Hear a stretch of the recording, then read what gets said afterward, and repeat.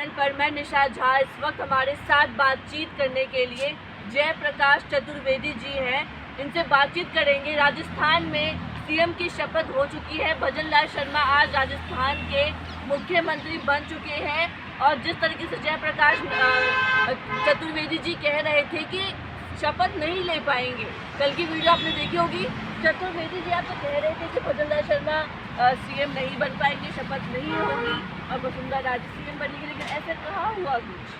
देखिए ये बात नहीं मैंने बोला था। हमने कहा एक हफ्ते के लिए ये मुख्यमंत्री बन लें, खुश हो लें, हाँ। और ये क्या बोलते हैं सेलिब्रेशन कर लें, भाजपा भी खुशहाली मना ले, भाजपा भी अपना जो है पूरा ढिढोरा पीट ले, बनेगी तो वसुंधरा राजे सिंधिया। आंकड़े हमारे पास हैं, दिखाइए आपने। अरे भाई 69 कांग्रेस है, एक लोक दल है, 70 दो बीएसपी है, 72 43 वसुंधरा जी खेमे में है, 43 वसुंधरा जी खेमे में है, और उसके बाद जो है 12 निर्दल है। तो 124 हो गए। तो मेरे कहने का मतलब ये है कि जब 124 ये अब जाएंगे विधानसभा में, अपनी बहुमत सिद्ध करेंगे ना, उसी वक्त जो अयोध्या मुँह गिर जाएंगे। कौन गिर जाएगा अयोध्या मुँह? ये जो भजन लाल शर्मा बने हैं। अच्छा, गिर जाएंगे? गिर जाएंगे, क्योंकि ये जाठनी है। कौन? वसुंधरा राजे? हाँ, जाठों का नाम रोशन करेगी, उनका नाम मिट्टी में नहीं मिलाएगी। और उसके साथ साथ वहाँ पे करणी सेना के जो राष्ट्रीय अध्यक्ष की हत्या हो गई है भाजपा की सरकार बनते ही, तो राजपूत बिरादरी के नेता भी काफ़ी खफा हैं भाजपाई नेताओं से, भाजपाई सरकारों से, कि जो सरकार बनती है अपर कास्ट के लोगों की हत्याएं शुरू हो जाती हैं, बलात्कार की संख्या बढ़ती है, अपराधी बेलगाम हो जाते हैं। लेकिन उससे पहले वसुंधरा जी ने कहाँ कुछ किया? सीएम की शपथ भी हो गई, आप भी कह रहे थे कि बगावत करेंगी, कहाँ कुछ हो पा रहा है? आप देखते जाइए। हाँ। देखिए बगावत होगी, और मध्य प्रदेश और छत्तीसगढ़ राजस्थान में इनकी सरकार औधे मुंह गिरेगी। इतना कॉन्फिडेंस के साथ कैसे कह सकते चतुर्वेदी जी आप? भाई कहीं से क्लू मुझे मिला होगा तभी ना मैं कह रहा हूँ। अच्छा, कहीं से क्लू मिला है तभी तो मैं बोल रहा हूँ, अन्यथा बोलने के लिए क्या आवश्यकता है मुझे? लेकिन आपके कहने से थोड़ी ना सरकार गिर जाएगी। भाई गिराएंगे वसुंधरा राजे सिंधिया। 43 तो अगर कम हो जाते हैं भाजपा के, हाँ 115 में से, तो कितने बचेंगे भैया बता दो? तो आप जो इतना कॉन्फिडेंस के साथ कह रहे हैं, ऐसे थोड़ी ना आसानी से सरकार गिर जाएगी। हम कह रहे हैं कि जब 43 भाग लेंगे तो कैसे नहीं कम होगी? भाग रहे हैं, कहाँ कुछ एक्शन लिया जा रहा है? अभी आप देखिए, बहुमत तो सिद्ध करने दीजिए। क्या 43 विधायक मौजूद थे वहाँ पे? बिल्कुल नहीं थे। तो आप कह रहे हैं कि वसुंधरा राजे खेमे के जो विधायक थे वो नाराज चल रहे हैं भाजपा से? एकदम भाजपा से नाराज चल रहे हैं। उनको टिकट दिलवाया है वसुंधरा राजे सिंधिया ने। चलो, उनको पाला पोसा है वसुंधरा राजे सिंधिया ने, तो इनके साथ क्यों आएंगे? तो हमेशा जो है नेता भी अपने नेता के साथ रहता है। अब देश की जनता जो ईवीएम के खिलाफ मुहिम छिड़ी हुई है, आप बताइए ईवीएम से और देश के तमाम मुद्दों से ध्यान भटकाने के लिए बीजेपी ने प्री प्लानिंग पार्लियामेंट का अटैक करवा दिया। इन्हीं के लोग हैं, इन्हीं के सांसद ने लिख करके दिया है। अब विपक्ष जब हंगामा कर रहा है तो ये जो है उनको निलंबित कर रहा है।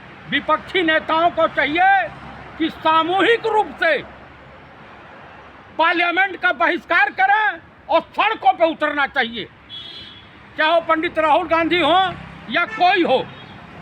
विपक्षी नेताओं को चाहिए कि सरकार के खिलाफ बिगुल फूकें और रोड पर उतरें, गांव-गांव जाएं और गांव-गांव जा करके अपनी बात बतावे जनता के कि बीजेपी ये कर रही है।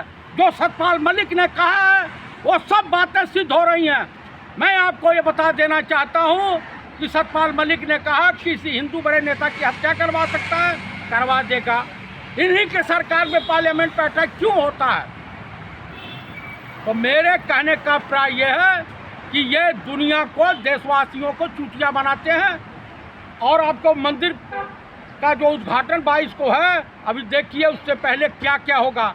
कहीं सैनिकों को मरवा देंगे, कहीं पता चलेगा कहीं बम विस्फोट होगा। चतुर्वेदी जी, शिवराज सिंह चौहान भी उदास लग रहे हैं, दोहे पड़ रहे हैं। उधर रमन सिंह छत्तीसगढ़ के पूर्व मुख्यमंत्री भी उदास हैं। इधर वसुंधरा राजे भी बगावत लगातार तेज हो रही है, उनके विधायक भी नाराज चल रहे हैं। तो क्या होने वाला है? कई लोग तो कह रहे हैं कि तीनों राज्यों में सरकार नहीं चल पाएगी। क्या आप भी यही मानते हैं? मैं यही मानता हूं कि तीनों राज्य में सरकार नहीं चल पाएगी। और पूरे देश में आपको बता रहा हूं, हाँ, भाजपा हाँ, खेमे में आग लगाने के लिए विपक्षियों की आवश्यकता नहीं है। अच्छा, उन्हीं के पार्टी के लोग ही काफी हैं, चाहे वो नितिन गडकरी हो, राजनाथ सिंह हो हाँ, या योगी आदित्यनाथ हो। अभी अगला नंबर योगी आदित्यनाथ का है। योगी आदित्यनाथ से जबरदस्ती इस्तीफा लिया जाएगा। अच्छा, ये आपको हाँ। किसने बताया? अब तो चल नहीं रही है मुहिम, केशव प्रसाद मौर्य ही आकर डेरा डाला हुआ है। तो आप कह रहे हैं कि भाजपा के जो नेता है, जैसे शिवराज सिंह चौहान को भी साइडलाइन कर दिया, हाँ। वसुंधरा राजे को भी साइडलाइन कर दिया, क्या प्लान है चतुर्वेदी जी कि इनको साइडलाइन किया जाए, इन बड़े नेताओं को? अमित शाह को पीएम बनाने का प्लान है, अगला पीएम।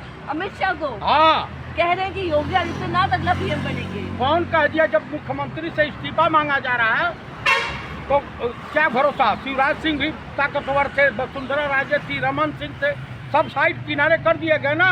लेकिन उन सबको सीएम बन चुके हैं ना, वो लोग नए लोगों को भी मौका देना चाहिए। भाजपा ये मैं आपको बता रहा हूँ हाँ, कि कप्तान कप्तान ही होता है। अच्छा, वहाँ जो ईवीएम से खेल करके और उनके क्या बोलते चुनाव चीफ इलेक्शन कमिश्नर से मिल करके हाँ, जो इन्होंने सरकार बनाई है, ये जनता का मत नहीं था।